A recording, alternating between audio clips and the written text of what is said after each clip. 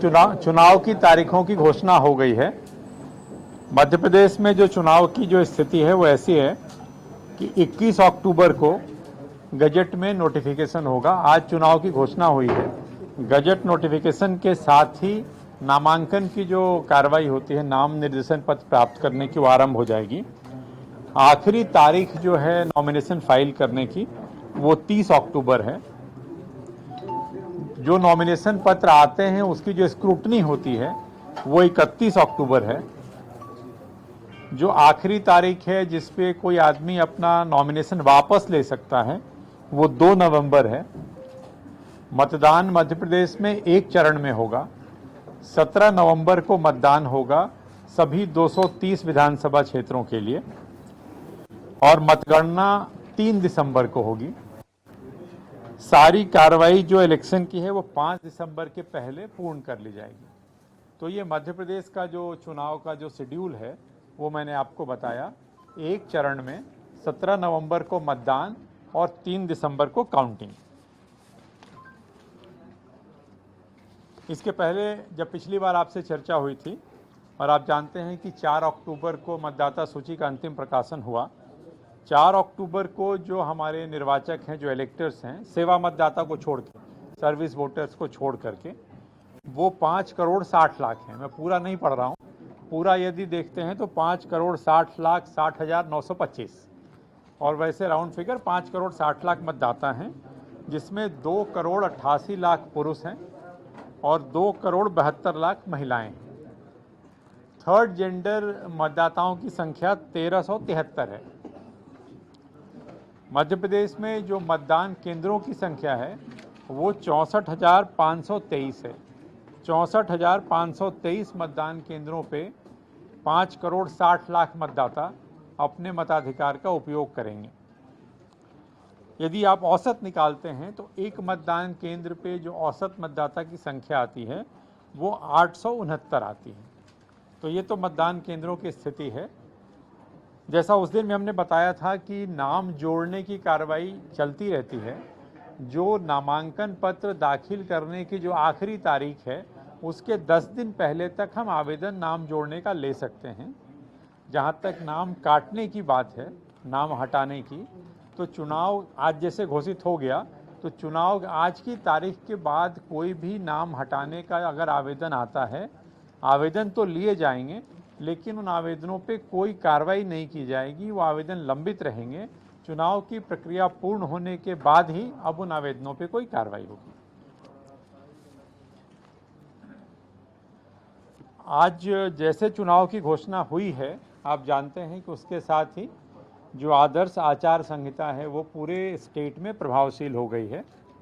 उसके साथ ही सभी जिलों में कंट्रोल रूम काम करने लगे जो 24/7 काम करेंगे।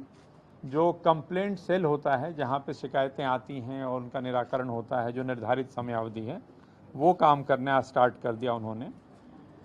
जो डिफेसमेंट ऑफ पब्लिक प्रॉपर्टी होती है जिसमें हम होर्डिंग, फ्लेक्स, बैनर्स, ये सारी चीज़ें हटाते हैं, उसके जो आयोग के निर्देश हैं कि गवर्नमेंट जो प्रॉपर्टी है उससे 24 घंटे के अंदर इस तरह की जो चीज़ें लगी हुई हैं प्रचार प्रसार की, हटाई जाएं। जो हमारी सार्वजनिक संपत्तियां हैं, सार्वजनिक स्पेस हैं, ओपन पब्लिक स्पेस हैं, यहाँ से 48 घंटे में, और जो प्राइवेट प्रॉपर्टी हैं वहाँ से 72 घंटे में।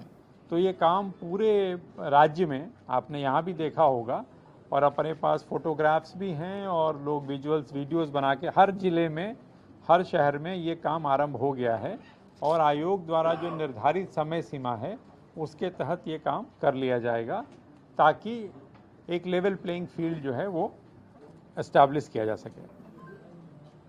इसके अतिरिक्त जो निर्देश जारी हुए, जो गवर्नमेंट की वेबसाइट्स होती हैं, विभागों की जो वेबसाइट्स होती हैं, ये तमाम सारी चीज़ें हैं, उन पर से जो राजनीतिक दल के लोग हैं, जो मंत्रीगण हैं, राजनेता हैं, इनकी जो तस्वीरें हैं, इनके जो मैसेजेस हैं, वो हटाने के निर्देश जारी हो गए, वो हटा दिए जाएंगे। इस अवधि में लाउड स्पीकर रात्रि 10 बजे से प्रातः 6 बजे तक प्रतिबंधित रहेगा। एक सी विजिल ऐप है जिसके बारे में हम लोगों ने पहले भी चर्चा की है। सी विजिल ऐप के माध्यम से आचार संहिता के उल्लंघन की शिकायत कोई भी व्यक्ति कर सकता है। चाहे वो मैसेज के रूप में कर सकता है, वीडियो बना के डाल सकता है, व्हाट्सएप के रूप में कर सकता है। यदि वो व्यक्ति अपनी पहचान गुप्त रखना चाहते हैं, नहीं बताना चाहते हैं, तो वो एनोनिमस मतलब गोपनीय तरीके से भी शिकायत कर सकते हैं। इसका उपयोग पिछले चुनाव में भी हुआ था और 2018 के चुनाव में इसमें 5368 शिकायतें प्राप्त हुई थीं और 2019 में लोकसभा के दौरान 7722 शिकायतें प्राप्त हुई थीं, जिनका निर्धारित समयावधि 100 मिनट्स है। 100 मिनट्स के अंदर उस पर रिस्पॉन्ड करते हैं, व्यक्ति को सूचित करते हैं, तो इसका तत्समय निराकरण किया गया था। पोस्टल बैलेट की सुविधा आप सबके माध्यम से हम बताना भी चाहते हैं, आयोग के जो निर्देश हैं कि 80 साल से अधिक आयु के जो लोग हैं और जो दिव्यांग हैं, जिनकी दिव्यांगता 40% से ज़्यादा है, और जो एसेंशियल सर्विसेज में लगे कर्मचारी होते हैं, इन 3 श्रेणी के लोगों को पोस्टल बैलेट की सुविधा होती है यदि वो उस विकल्प को चुनना चाहें तो। यदि वो उस विकल्प को चुनते हैं तो वो पोस्टल बैलेट के माध्यम से मतदान कर सकते हैं।